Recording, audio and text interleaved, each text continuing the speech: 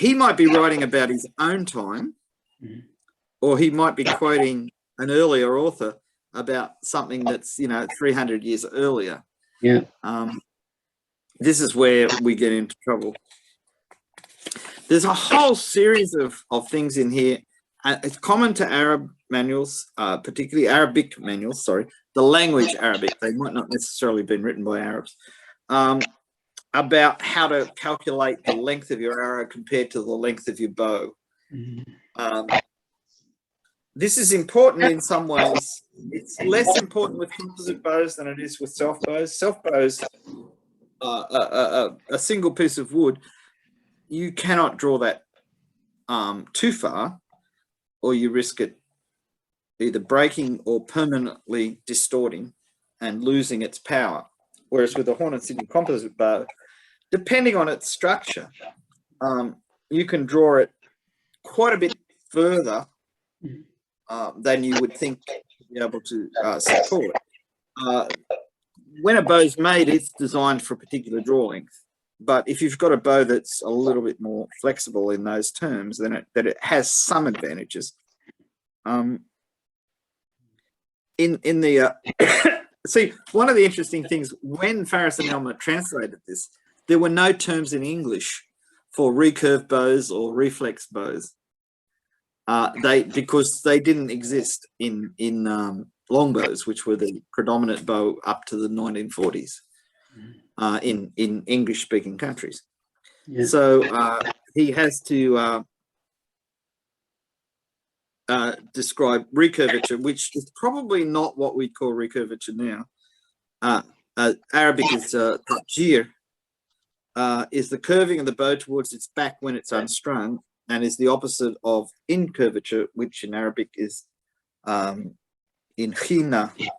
Now, the thing is, recurvature, what he's talking about is reflex and to some extent deflex, as it's used in terms of modern bows. So a bow, when you take it, goes towards its own back, that is, it bends away from you as you're holding it, is reflexed.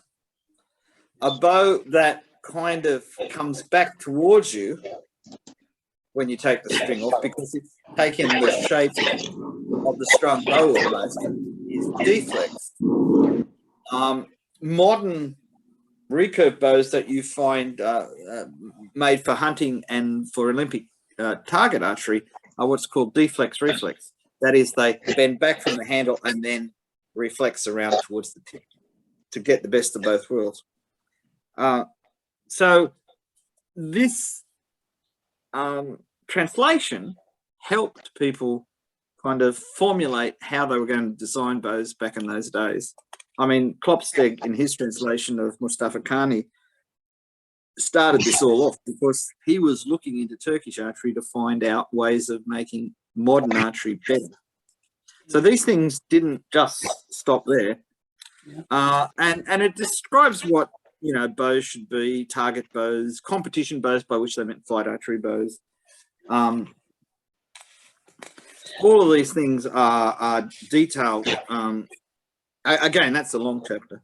There's a chapter on strings, which is really interesting because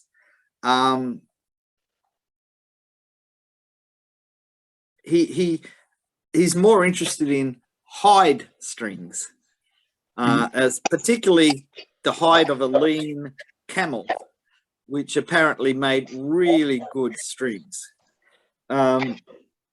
I've got some rawhide I'm going to make into strings one day and see how it goes. But there's a kind of lot of ethnographic stuff in here, and this is where you start to realize that you can't rely on some of the things that he says.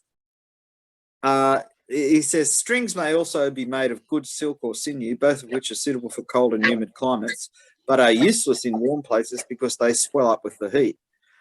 Nor are strings made of silk or sinew good for very strong bows. They were, however, used by all the Slavs. And then he says strings may also be made out of bamboo, the use of which is current among all the Nubians, as well as among many Persians. Now, we've got two statements here. One, Slavs are using silk bowstrings, which is untrue, because Slavs, at the time he was writing this, he's talking about probably the First Bulgarian Empire, something like that. Yeah. They almost certainly weren't using silk bowstrings. And secondly, bamboo strings, which he says the Nubians are using, as well as among many Persians. Well, as far as I know, Persians have never used bamboo bowstrings. And the bamboo bowstrings that are used in Africa, and not necessarily by the Nubians, but in sub-Saharan Africa, are flat strips of bamboo, which, like in places like New Guinea and South America, are used with knockless arrows, where you pull the string with some fingers and hold the arrow with your index finger and thumb against the string, because it has no knock. These are quite... Bede, I need to ask you something, because this is quite important. I remember some time ago I met a bow maker. Okay, he was not very well versed in Asian archery, right? Oriental Asian archery. He made some self bows and also was in European archery. And he told me that there was not such a thing as knockless arrows. Never. It never worked. And I looked at him and I said, huh? Tira bi sufar is often mentioned in Persian manuscript. And he was so adamant about it. No, this is a mistake. And I said, I speak Persian. Are you telling me I don't understand my own language? And you don't even speak Persian, right? But he was so adamant about that. Yeah, right? well, this is, again, if you're not familiar with enough material, I've seen hundreds of New Guinea arrows and they don't have nocks because they use a flat string. The string isn't a round thing; it's a strip of bamboo. It's dead flat. At the ends, they weave in little bits of fibre and that to make the loops.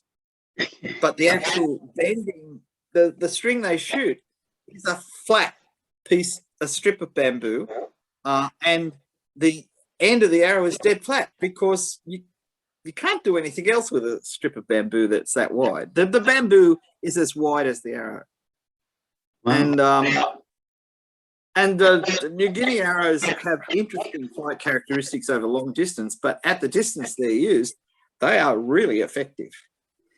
And New Guinea is one of the few places today you can get shot in anger. Really?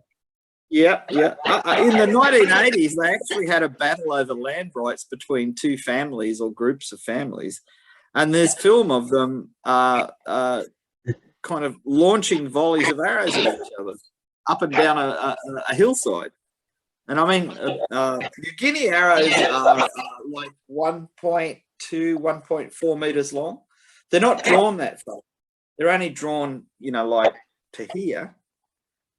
But that much of the arrow sticks out in front of the bow, because the point is a huge piece of hardwood, or it can be a slice of bamboo made so that the sharp edges of the bamboo form the edges of the arrowhead, or there's lots of different technical ways of making arrows that are used in New Guinea.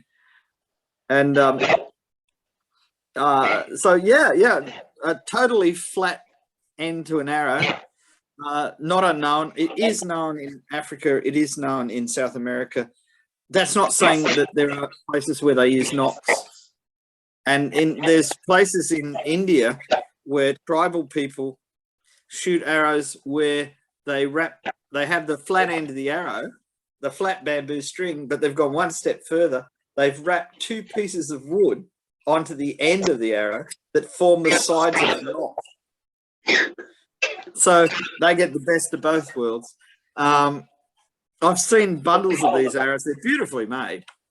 I mean, nobody would say that these were primitive arrows, but their design is specific to a particular type of bowstring that, well, originally didn't require any nocks at all. This is a kind of more sophisticated version of it. But the thing on strings is just full of wonderful stuff. Oh, incidentally, where he says strings may be made of good silk or sinew, but they're only suitable for cold and humid climates and are useless in warm places because they swell up with the heat. I can say from personal experience that's not true. We've used, I haven't used a single string, but we made silk strings to use in the desert in Utah where the temperature was over 100 degrees Celsius and the humidity was 10%. And silk strings performed really well. I don't know what he means swells up. It does. I think you'd have to kind of look back into it. Obviously, he has a reason for saying that, but certainly raw silk strings are perfectly stable in hot, dry climates. They're better than linen, which in damp climates is super strong and reasonably light. It has very little stretch, a linen string, so this is very efficient. But take it into the desert and it'll break. Excellent that you're mentioning this because it's also an argument. I was talking to a professor colleague from California, and I was just saying, the problem is the following, right? Historical texts are very important information, but we also need to put them into test.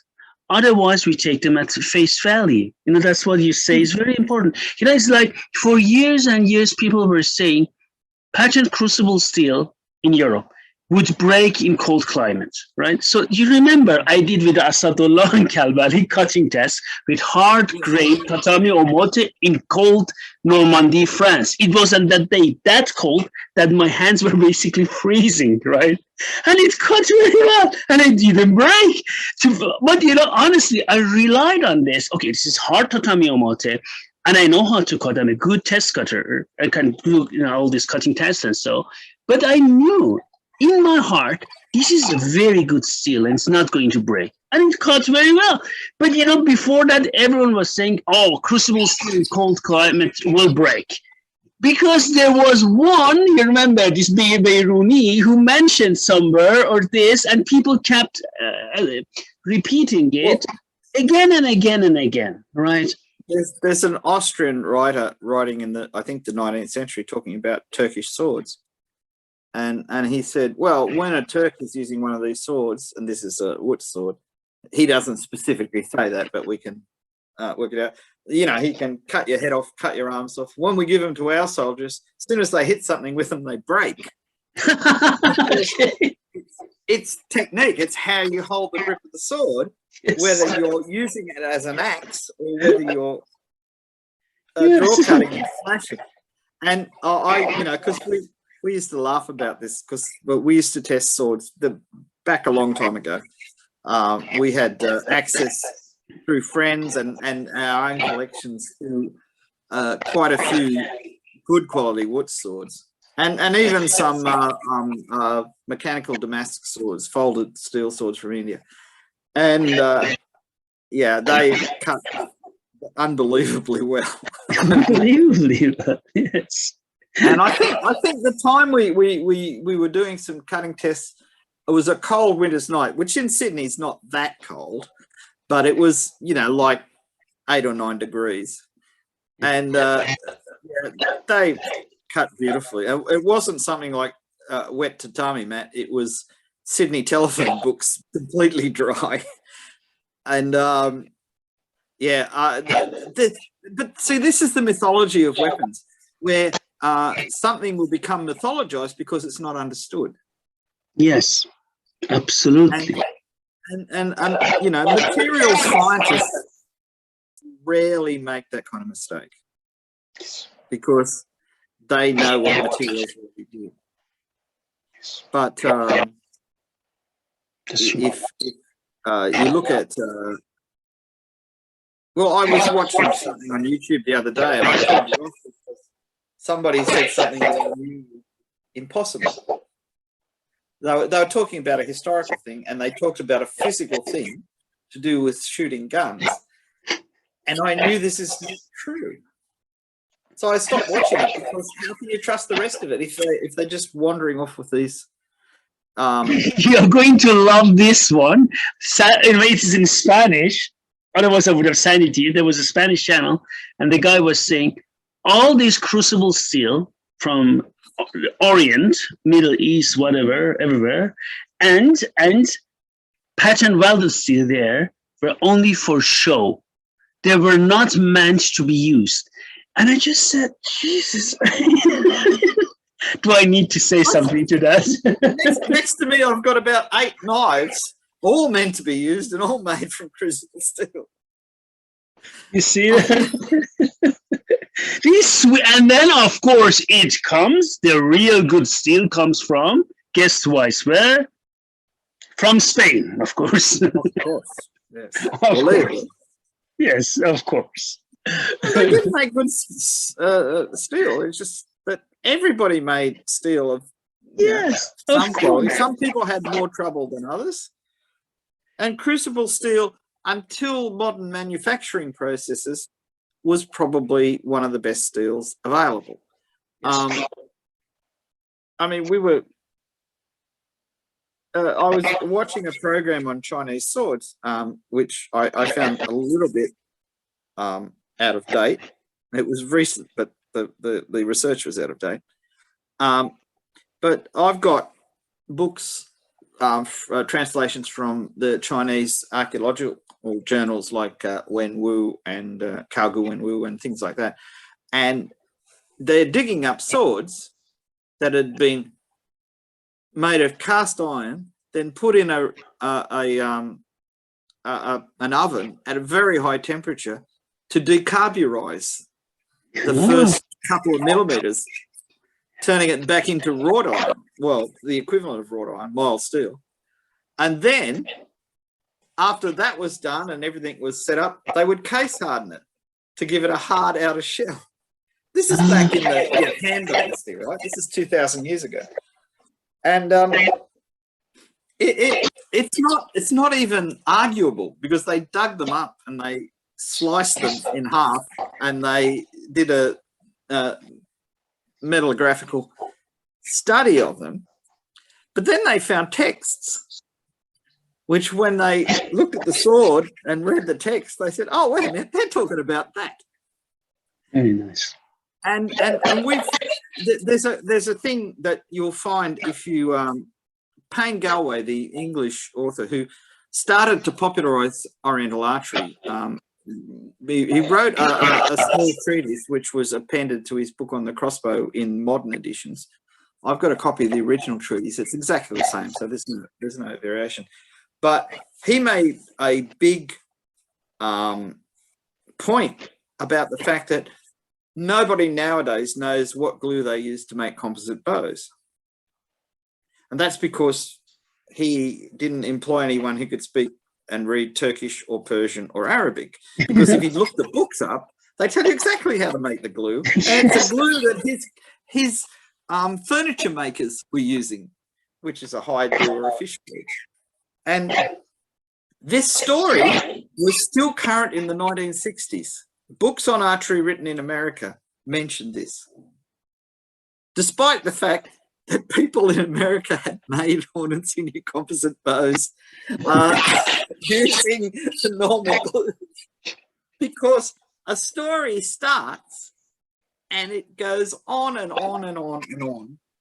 And it has a life of its own. And if the people repeating the story don't, well, say they're not researching the subject, they're just repeating a story because that's what we do when we're talking to one another, they get things wrong. You might say, well, they should have looked it all up, but not everybody has the time to do the kind of research you and I do. Yes. I mean, they rely on people to do the research and publish it and do things like this so that people can hear about it and get good information. Unfortunately, it's sometimes hard to tell the people that have done the research from the people who just say they know the answer. And, you know, this, I worry sometimes because, you know, people hearing us talk, they can look up what you've published and what we've published together and say, oh, right, well, yeah, that makes sense. But a lot of people, I mean, we rarely do talks together about things that haven't been published. No. I mean, we're doing something about somebody else's publication here, and we did in Turkish Archery too. But this is all stuff people can go and check. Yes. You don't have to rely on us. And if when we work together and you do a translation and we put it together into a manual, we're applying as much concentration onto that as somebody designing a jet engine. Yeah, absolutely. Because we want to get it right. And we're prepared to say, we don't understand what this means. We've tried this and it just doesn't make any sense. I mean, you know, we're not going to say we know things we don't know. Yeah. And when you read Arab Archery,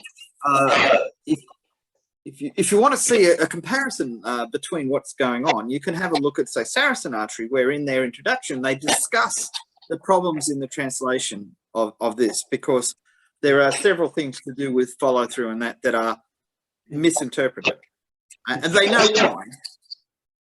It's not a strange thing, but they explain why, and you can check it and you can find out whether it's true.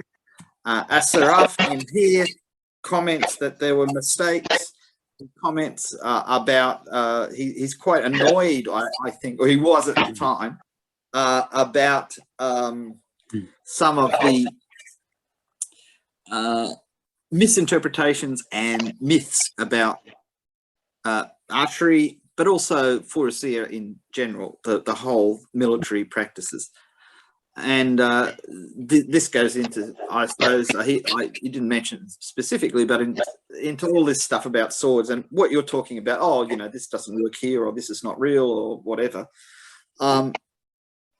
These myths arise originally because people don't have the information, so they try and explain things in as far as they know what's going on. When the information gradually becomes available, it pushes out these misunderstandings. Yeah. But if we didn't do things like this on YouTube, there's a lot of people out there that are interested that wouldn't know where to find these things. Arab Archery, the translation, was published in 1945. There was, I think, there was under 500 copies in the first run. Most of the you can still get it, luckily, because there are reprints because it's out of copyright. But I mean, you can go on Amazon and find it. You can find original copies too, but they're well over $1,000 US. It's very expensive. Yeah, but this is, I mean, we live in an age where you can actually find things. Yeah. And I think it's we can forgive people in the past for not being able to research these things and just repeating what people told them because they didn't have much of an option. But nowadays you can go and find things, and often you can find things in your language. I mean, it's difficult when you're trying to track down things in multiple languages, but there are translations in German, there are translations in Polish, there are translations in English of Arabic or Turco-Arabic or Persian works. So it's there. We can say things knowing that people can check them. And if we make a mistake, they'll tell us. It's true. It's true. I think there's one section of this book that we should talk about because it's had a lot of influence in the last few years. And that is to do with trick shooting, which there's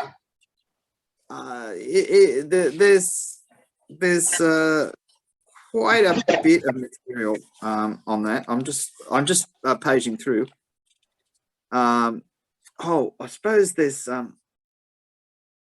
there's something we should talk about.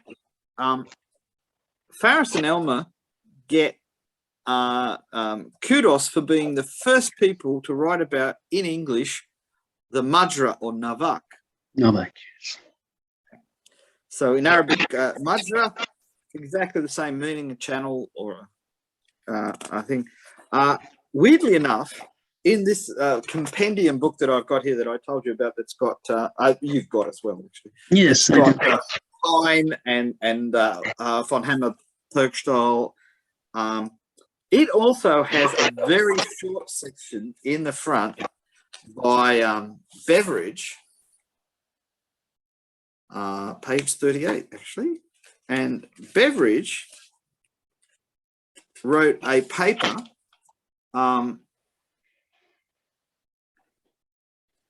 called Oriental Crossbows,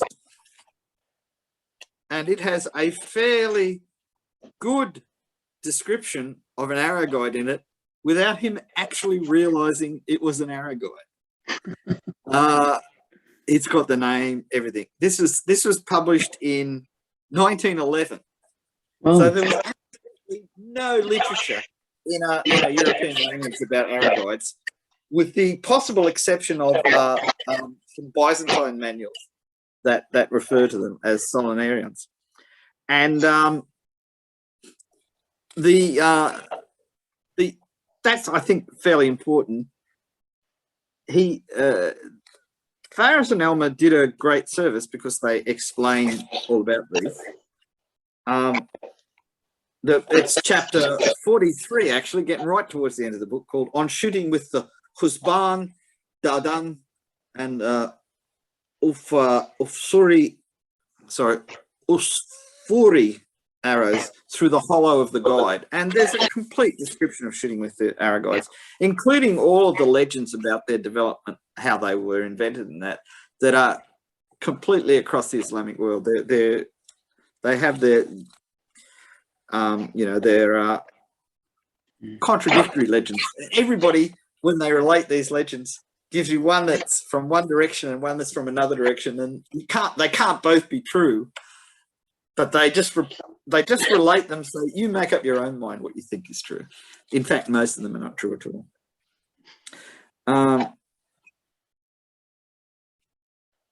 They speak specifically that Husban and Daudan arrows are not used in stunts or any type of shooting except against shields and strong armor. I've made arrow guides for 30 years or more, and talking to other archers about whether shooting an arrow down a half tube was efficient, did you lose energy or whatever, we couldn't really work out until 1 year at Flight Archery. They decided that they'd let me shoot an arrow guide in a competition against regular arrows, and we found that they shot roughly 25% further, which is quite a major difference. And in warfare, the advantage that you would have is that Husban is about that long. Dada is about that long. They are virtually invisible in flight. If people shot them at you, you would not know when to put your shields up because they will have hit you before you've seen them. Yeah. And of course, when you shoot with an arrow guide, imagine somebody's 200, 300 meters away. It looks like they're still at full draw because their arm is back and the arrow guide is running along there. You can't see the bowstring, it's too far away. So you don't even know they shot at you. Very, very dangerous. There's a full description of how to use them. They also describe the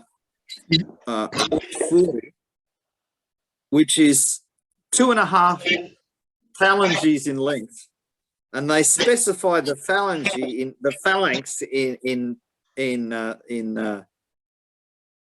particular the middle joint of the middle finger. So that is what they're talking about. 2.5 of those is the length of the arrow that you're shooting. It says the kind of wood suitable for these arrows is heavy, hard, and strong. Likewise, the arrowhead should be heavy, as light ones are worthless for these arrows. Now, interestingly, this is very true, but there is a second reason why these should be heavy. Yeah. Because you've got to have enough mass to absorb the energy of the bow. Yeah. I managed to shoot a 60-grain arrow, a dart line. I made it out of very light pine, and even on a 35-pound bow, it broke the bow because there wasn't enough mass there to absorb the energy of the bow. Now, here we get onto the section that I think we should round this off with, on stunt shooting. Now, they say stunt shooting is of two kinds. The first is carried out with a long arrow, and the second is carried out with the arrow shot through the guide. And then they go through them. Some of them have practical use. Zone shooting, Rāmin Mubtadi, drawing a circle on the ground and then going away from it for the distance of the cast of the bow, so the maximum range of the bow with that arrow. And for a war arrow, that may only be 300 meters. From which position you shoot upwards high into the air towards the circle. When the arrow falls, it should alight in the circle. You should practice this until you master it. Say from a distance of 100 cubits, then what they tell you about is you get closer and closer to the target. So you're shooting at a higher and higher angle. Yeah. And they say that the advantage of this is when you're attacking towns, you can get fairly close to the wall, shoot straight up in the air, and you can land your arrows on the walkway of the wall or the platform at the top of the tower. And when you think about it, this would be quite devastating because the arrows are coming straight down. So if a guy looks up to see if the arrows are coming straight down, somebody down there could shoot him in the throat because he can't see what they're doing. So he's got to hunker down and hope that his helmet and his armor is going to protect him. And of course, when you shoot an arrow at a high angle in the air, it goes up to a point and basically has no more vertical component to its velocity. And then it starts to fall, but it recovers a large amount of its velocity in the fall. And depending on the arrow, if it's a flu, it doesn't, but a regular arrow does. And they say records show that a certain eastern city was stormed and occupied in this fashion. I think they refer to the Peasants' Crusade in 1096, when the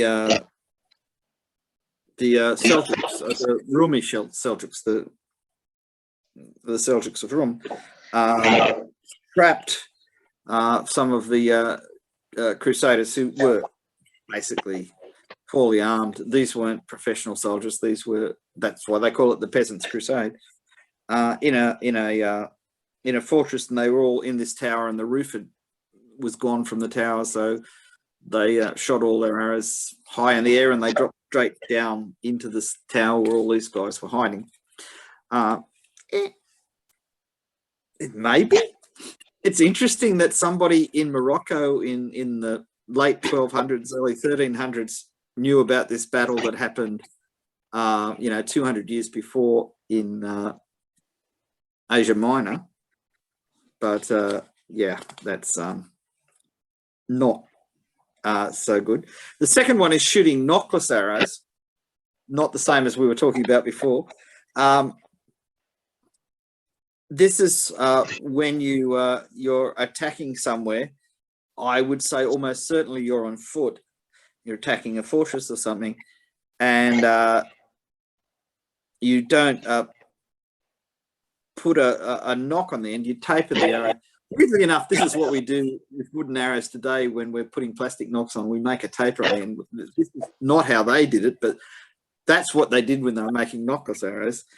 And you tied a ring onto your bowstring, and then you fitted that little tapered point into the ring and drew and shot the arrow. So when it landed at the other side, they were desperate for ammunition because they were, they were besieged. They couldn't get any new stuff in, and every arrow they shot out was one less arrow they had. So when people shot arrows at them, then it's quite natural you'd pick the arrow up and try and shoot it back. But of course you can't, because it doesn't have a knock. This is probably a simplification, because it's a lot of trouble to shoot a knockless arrow, and all I have to do is hand the arrows to the people back in the town to put knocks on them. So maybe they can't shoot them back straight away, but you're still giving them an arrow. So I think it probably was used, but it may have been of limited effect. There's another one, shooting with a ring with a small projection called a biran on it, which fitted into a hole in the back of the arrow. And the ring went around the bowstring, and you could shoot one of these knockless arrows. Yes. There is a possibility that this might have improved the aerodynamics of the arrow, because it doesn't have the big knock at the end, so it just has a smooth taper. But yeah, it's an interesting idea. The third is shooting flaming arrows, much beloved in Hollywood movies, which are called spindle-shaped, and there are surviving arrows of this type. So they have a metal spindle-shaped end, which is like a cage, and you stuff it full of combustible matter and set it on fire. And they worked, am I correct? Yeah, they worked. They were used mainly for setting fire to buildings in towns.